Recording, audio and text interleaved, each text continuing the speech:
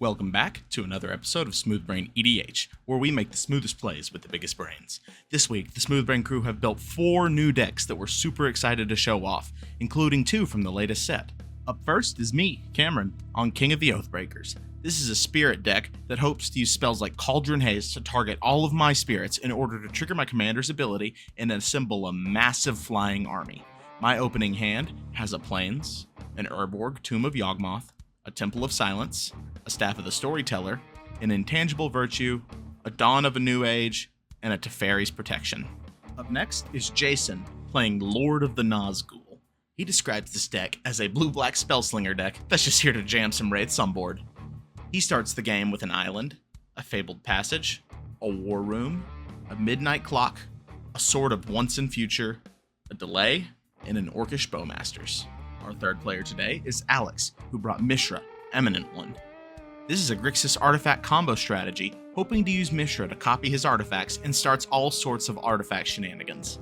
His starting hand is 2 islands, a Steam Vents, a Flooded Strand, an Arcane Signet, a Rhystic Study, and a Master Transmuter.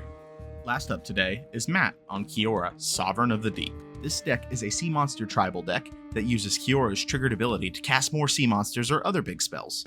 He keeps a hand with a Forest, a Rejuvenating Springs, an Ancient Tomb, a Mind Stone, a Return of the Wild Speaker, an Uro, Titan of Nature's Wrath, and AC, Tyrant of Gyre's Strait.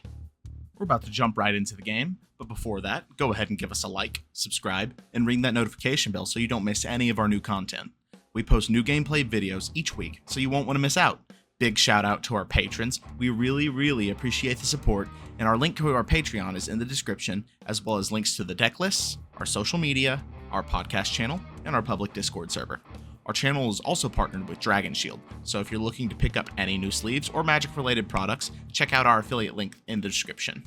We're also partnered with Inked Gaming, so if you're looking to make any custom playmats, use our affiliate link also in the description. And we have another announcement. Thanks to Dragon Shield, as stated last week, 8 members of our SmoothBrain crew are headed to MagicCon Las Vegas and are looking forward to playing games with all of you. And we'll have more information later, but to celebrate, our giveaway is still going on until the end of next week, so stick around to the end of the video to find out how to enter. Now, on to the gameplay. It looks like Cameron wins the die roll, and he'll play Temple of Silence and take 16 years to decide to scry to the bottom, and he'll pass to Jason while deciding, and Jason will start off with a basic island. Jason will pass, and then Alex plays Flooded Strand, and he'll immediately fetch with it for a tapped Watery Grave, and then he passes to Matt, who starts off with an Ancient Tomb. He'll tap it for 2 and cast Mind Stone. The turn is then passed to Cameron, and he'll start off with Cavern of Souls, naming Spirit. Then he'll tap for 2 and cast Staff of the Storyteller. When it ETBs, he'll make a 1/1 Spirit, and his staff gets a counter. The turn is then passed to Jason, and he'll say Swamp Go. Alex will start off by shocking in Steam Vents. He'll then tap it for a Soul Ring, and then the Soul Ring for an Arcane Signet, and then he'll pass the turn to Matt. Matt will play Rejuvenating Springs and pass to Cameron. Cameron will start off with Shattered Sanctum, and then tap it for his own Soul Ring. After this, Cameron will activate his staff to draw a card, but Jason responds by flashing in Orcish Bowmaster. When it ETBs, Orcish Bowmaster will kill Cameron's 1/1 and amass 1 Orc. Then, when Cameron draws his card, he'll amass another and ping Matt for 1. Cameron will then cast a Sad Intangible Virtue, and then he passes to Jason, who starts off with a War Room, then he'll move to combat and hit Alex for 3. He'll then pass the turn to Alex, who starts off with a Mountain. Then he'll tap for 4 and cast Master Transmuter. Jason's not a big fan of this, so he'll delay it. So it's exiled with 3 time counters on it, then Alex will tap for 2 and cast Strionic Resonator, then pass the turn to Matt. Matt will start off with a basic Forest, then he taps for 5 and casts Kiora, Sovereign of the Deep. The turn is then passed to Cameron, and he starts off with a Plains. He taps for 4 and uses a black from his Cavern of Souls to cast King of the Oathbreakers. And then the turn is passed to Jason, who starts off with a Fabled Passage, which he immediately cracks for an island. He'll then tap for 3 and cast Midnight Clock, then he taps for 2 and casts Talisman of Dominance. After this, he'll move to combat, hit Alex for 3, and then pass to Alex. Clock trigger and delay trigger. Then Alex will play and fetch with an Arid Mesa for a tapped Blood Crypt. Then he taps for 5 and casts Mishra, Eminent One. He'll then move to combat, make a copy of Soul Ring, swing it at Jason for 4, and then pass the turn to Matt. Clock trigger. Matt doesn't want to miss a land drop here, so he decides to tap for 5 and cast Return of the Wild Speaker. He does forget to take his Ancient Tomb damage here, though. So he will draw 4 cards, and Orcish Bowmaster triggers 4 times, and they're all pointed at Mishra, killing him. Matt will then play Forest into Delighted Halfling, and then he passes the turn to Cameron. And he discards Uro on cleanup. Clock trigger, and Cameron will start off with a basic swamp. Then he moves to combat and hits Jason with his king in the air. Post-combat, he'll tap for 2 and cast Dawn of a New Age, and it only enters with 1 counter. After this, he'll cast Launch the Fleet, targeting his commander, and upon getting targeted, he'll phase out. Cameron will then move to end step and remove his counter from Dawn of a New Age. Unfortunately, Cameron can't read, and doesn't sacrifice it and gain 4 life.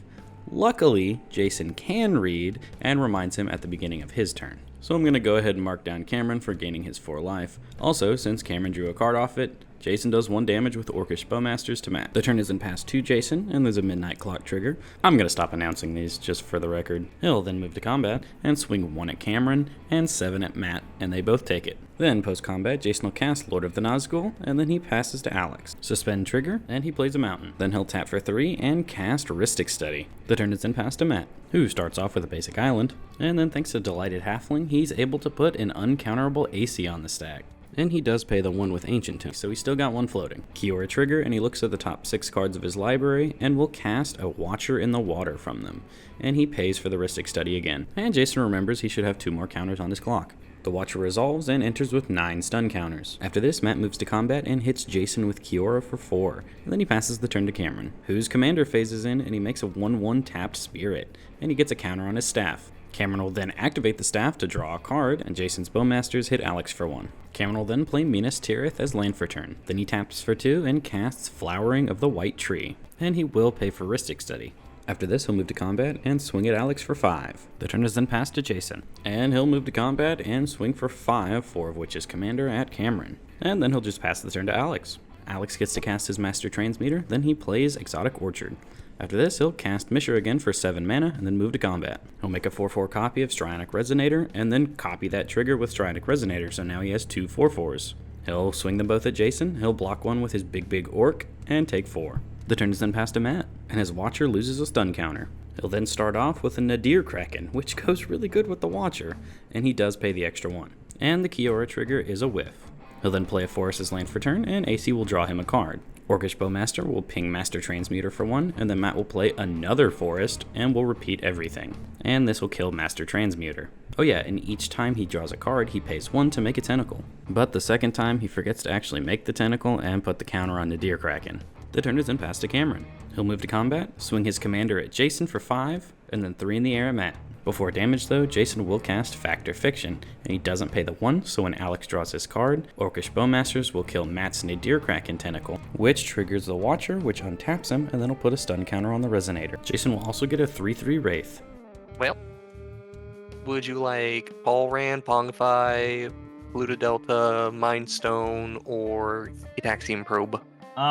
We're gonna put Randy, Delta, Mind Stone, and then the other 2 spells, I guess. Jason takes Pongify and Gitaxian Probe. He'll then Pongify AC, paying the 1 to Rhystic Study. He'll get another 3/3 Wraith. It resolves, so Matt gets a monkey. Then damage goes through. Post-combat, Cameron activates Minas Tirith to draw a card. And Jason's Bowman deals 1 damage to Delighted Halfling. Then Cameron plays Castle Lochthwain as land for turn. And then he casts Remedy, targeting his 1/1 token and his commander. And guess what? They were targeted, so they phase out. Also, Cameron does not pay the 1 to Rhystic Study, so Alex draws, and the Smorkanorkin kills the Delighted Halfling. The turn is then passed to Jason, and his clock strikes 12, so he'll float a blue mana in response to it. So he exiles the clock and refills his hand. Then still in upkeep, he casts Consider, doesn't pay the 1. When Alex draws the card, Alex gets pinged by Bowmasters. He also gets a 3/3 Wraith, and then he'll keep the card on top and draw it. Then on first main, he'll play Drowned Catacombs as land for turn. Then he moves to combat and turns 25 damage at Cameron. But Cameron responds with Teferi's Protection. He can't pay the 1, so Alex will draw, and then Alex gets pinged. And then Jason will spell Pierce the Teferi's Protection. Not paying the 1, and the Bowmaster ping hits Alex again. Jason will get another Wraith as well, and now since Jason's Bowmasters trigger twice, Cameron takes 27 damage. Then the turn is passed to Alex, who starts off by casting Izzet Signet.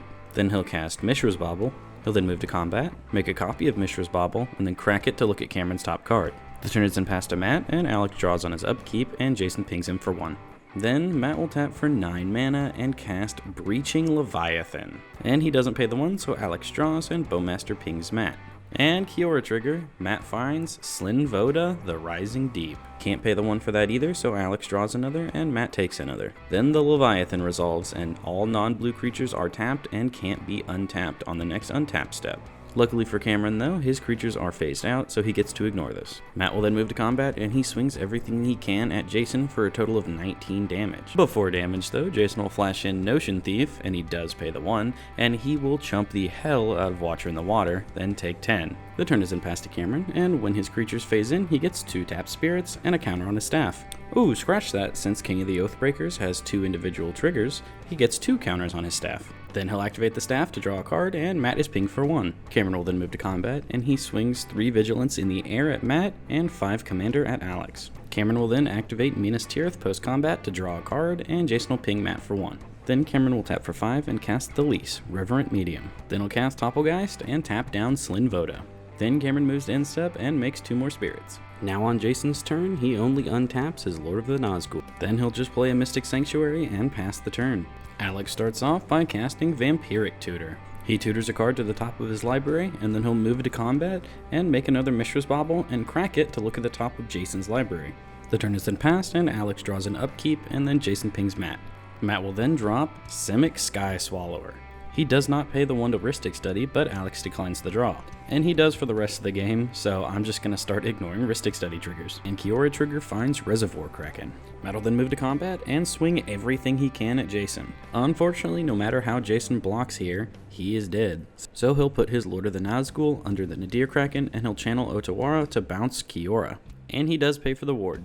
The damage then goes through, and Jason is dead. And the Nadir Kraken should die, but Matt remembers this on his next turn. The turn is then passed to Cameron, and he'll start off by activating his staff to draw a card. He'll then move to combat, and he'll swing 14 in the air at Alex, and 6 in the air at Matt.